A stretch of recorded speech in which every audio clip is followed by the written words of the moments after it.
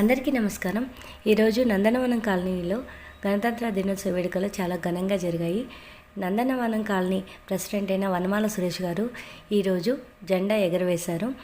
మనం గణతంత్ర దినోత్సవం ఎందుకు జరుపుకుంటాము అన్న విషయాన్ని ఈ వీడియోలో మనం తెలుసుకుందాం. ఈ వీడియోని లాస్ట్ వరకు చూడండి.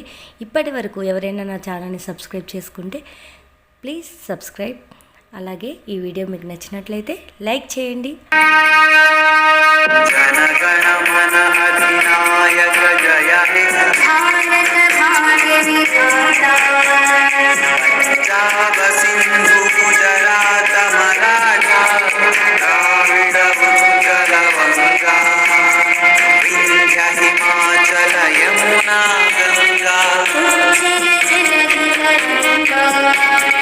तव शुभ नामे जागे तव शुभाशिष मागे गाहे तव जय गाथा जय गण मंगल गायक जय हे भारत भाग्य विधाता जय हे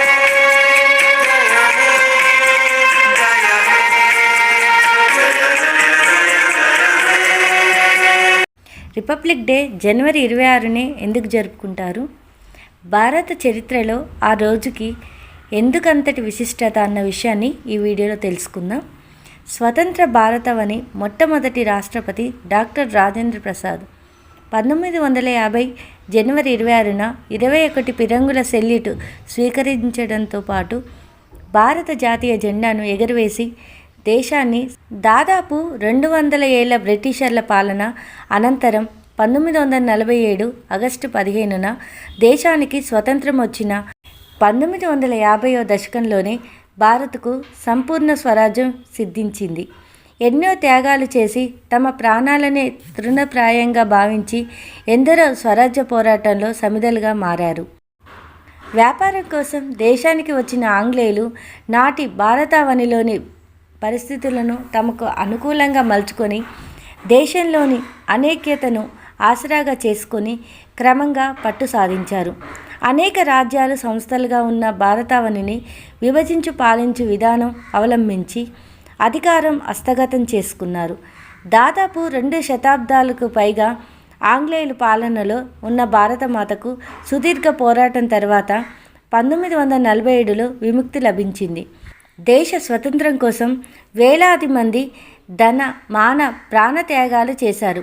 అహింస అనే ఈ ఆయుధంతో భారతీయులను ఒక్కతాటిపైకి తీసుకొచ్చిన గాంధీ జాతీయ ఉద్యమాన్ని కొత్త పుంతలు తొక్కించారు. అయితే 1947 ఆగస్టు 15న స్వతంత్రం వచ్చిన 1950 దశకంలోనే దేశానికి సంపూర్ణ స్వరాజ్యం సిద్ధించింది. స్వతంత్రం తర్వాత గణతంత్ర దేశంగా 1950 జనవరి 26న భారత్ అవతరించింది. అదే రిపబ్లిక్ డే. అయితే దీని ప్రాముఖ్యత తెలియని జనానికి ఇదొక సాధారణ సెలవు రోజు. సరదాగా ఇంటి పట్టున ఉంటూ సినిమాలు, షికార్లు, షాపింగ్లతోనూ కాలక్షేపం చేస్తారు. కానీ దేశ స్వతంత్రం కోసం ఎన్నో త్యాగాలు చేసి తమ ప్రాణాలని తృణప్రాయంగా భావించి స్వరాజ్య యజ్ఞంలో సమిధలైన గొప్ప వ్యక్తులను ఈరోజు ఎంతోమంది స్మరిస్తున్నారు. జాతీయ సెలవు రోజున ఎంతమంది వారి ఆదర్శాలను వల్లించుకుంటున్నారు. దేశ స్వతంత్రం మీద నేటి యువతకు ఎంత అవగాహన ఉంది అన్న అంశాలపై ఎవరైనా సర్వే నిర్వహిస్తే సిగ్గుతో తలదించుకునే విషయాలు బయటపడతాయి. అసలు రిపబ్లిక్ డేను జనవరి 26నే ఎందుకు జరుపుకోవాలి అనే ఈ ప్రశ్నకు సరైన సమాధానం చాలామందికి తెలియదు. దేశానికి 1947 ఆగస్టు 15న స్వతంత్రం లభించింది.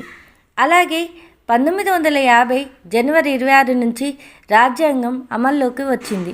కాబట్టి ఏటా అదే తేదీన రిపబ్లిక్ డే జరుపుకుంటున్నామని భావిస్తారు. ఇందులో కాస్త నిజం లేకపోలేదు.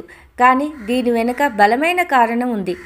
వాస్తవానికి భారత రాజ్యాంగాన్ని 1949 నవంబర్ 26నే ఆమోదించారు. దీనిని అమలు చేసే తేదీకి ఒక ప్రాముఖ్యత ఉండాలనే ఉద్దేశంతో 2 నెలలు వేచి ఉన్నారు. లాహోర్ వేదికగా 1930 జనవరి 26న కాంగ్రెస్ పార్టీ జాతీయ సమావేశంలో తొలిసారిగా పూర్ణ స్వరాజ్యం తీర్మానం చేశారు. నెహ్రూ సారథ్యంలో రావి నది ఒడ్డున త్రివర్ణ పతాకం ఎగరవేసి భారతీయుల స్వతంత్ర సంకల్పాన్ని బ్రిటిషర్లకు గట్టిగా వినిపించారు. అప్పటిదాకా కేవలం రాజకీయ ఆధ్యాత్మిక స్వతంత్రం వస్తే చాలు, సంపూర్ణ అధికారం బ్రిటిష్ వారి చేతుల్లోనే ఉండి దేశం సమాంత రాజ్యంగా మిగిలిపోయినా పర్వాలేదనుకునేలా ఉన్న రాజకీయ నేతల వైఖరిని జలియన్ వాగ్బాగ్ ఉదాంతం ఒక్కసారిగా కళ్ళు తెరిపించింది. నాడు సుభాష్ చంద్రబోసు, జవహర్లాల్ నెహ్రూ లాంటి నేతలు కాంగ్రెస్ పార్టీలో వేడి పుట్టించి పూర్ణ స్వరాజ్యం తీర్మానం ప్రకటన చేయించడంలో సఫలమయ్యారు.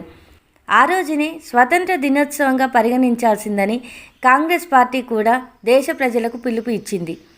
అంతటి చారిత్రక ప్రాధాన్యం ఉన్న తేదీకి చిరస్థాయి కల్పించాలన్న సదుద్దేశంతో నవభారత నిర్మాతలు రాజ్యాంగ రచన 1949లో పూర్తయిన మరో 2 నెలలు ఆగి 1950 జనవరి 26 నుంచి దానిని అమల్లోకి తెచ్చారు.